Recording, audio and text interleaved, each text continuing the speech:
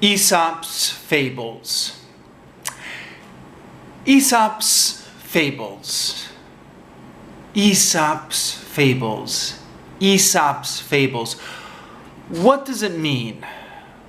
Who was Aesop, and what is a fable? Let's talk about fables first. A fable is a short story.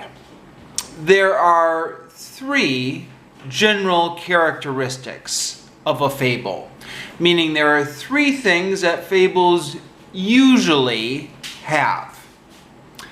The first thing, they are usually, not always, but usually about animals. But in fables, animals are like people. They can talk, they can think like people, they act like people, sometimes. So fables are about animals, but animals who act like people. Secondly, fables are usually short. Most fables, many fables, are only one paragraph, or maybe two paragraphs. And thirdly, a fable usually has a moral at the end. What is a moral? A moral is what the story wants to teach you. The moral is the lesson of the story. What you can learn from the story and use in your life is the moral. Next, let's talk about Aesop. Who was Aesop? Well, Aesop may or may not have been a real person. Some people think Aesop was only a legend. A legend is an old story that is not real. So some people think Aesop was not real, and that Aesop's Fables are a collection of old stories that was collected over time into one book, and Aesop was just a legend.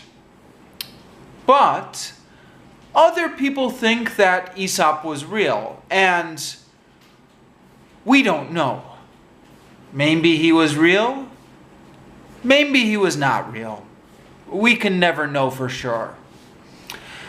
But what is the legend? The legend of Aesop is that Aesop was born in ancient Greece in 620 BC. BC means before Christ. Now, according to the Christian calendar, Christ was born in the year 1. So 620 BC would be 620 years before the year 1. So according to legend, Aesop was born in ancient Greece. Ancient means very old. Ancient Greece in 620 BC. Now, Aesop was born as a slave. A slave is someone who is not free. They are owned by someone else. They have to work for someone else, but they don't get any money. They have no control over their life. Now, nowadays, we think that slavery is very bad. But in the ancient world, way back in ancient Greece in 620 BC, slavery was very common. And Aesop was a slave. Aesop, according to legend, was very ugly. he had an ugly face. People saw him and they said, "Oh, he is so ugly." But he was very intelligent. He was very clever. He was so smart. And because he was so smart, he could tell these interesting stories. And people used to travel for long distances. They used to travel a long way to come and listen to Aesop's stories.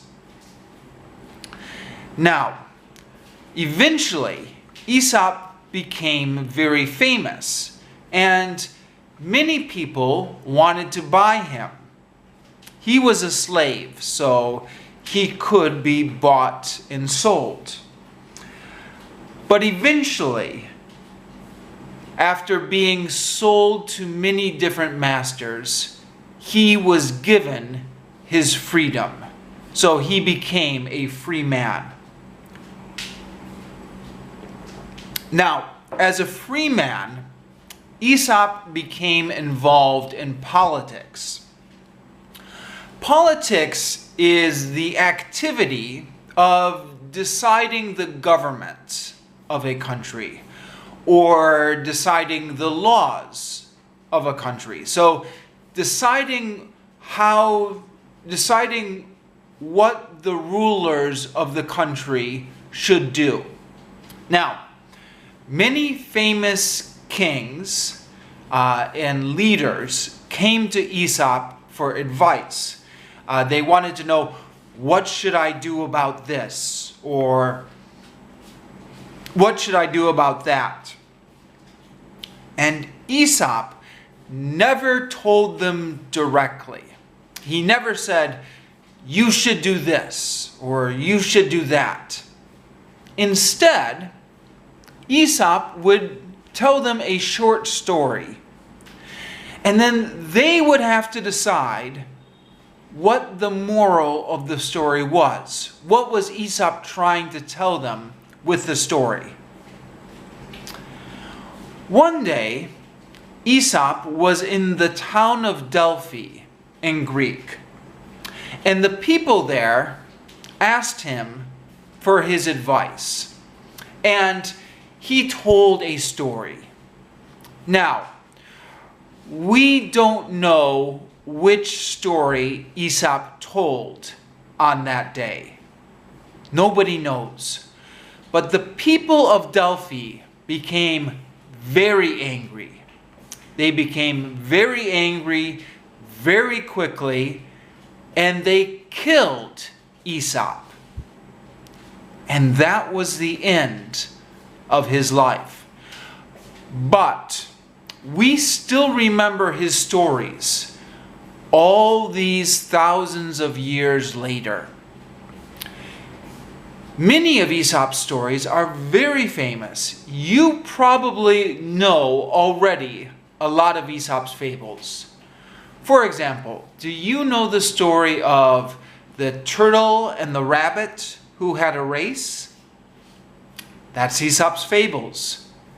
Or the lazy grasshopper and the ant? Aesop's Fables. Or the boy who yelled, "Wolf, wolf!" Aesop's Fables. Or the fox who wanted the grapes? Aesop again.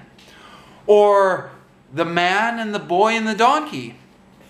Again, Aesop. So many of these famous stories are Aesop's Fables, and they have lived after his death.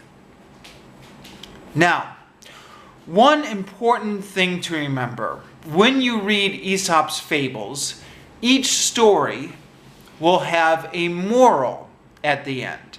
The moral is what the story wants to teach you.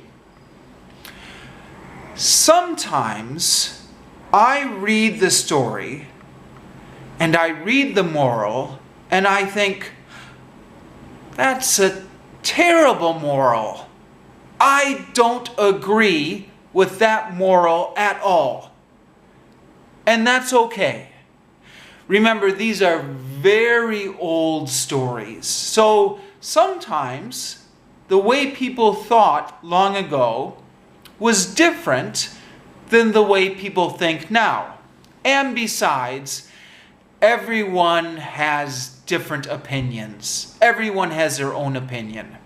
So when you read the story, think about the moral. You don't have to agree with it. Read the moral and think, is this what I believe? Is this true in my life? Do I think this is true? Think carefully about the moral. Don't believe every moral you read, but think. And sometimes you will agree with the moral, and sometimes you will disagree with the moral. And that's okay.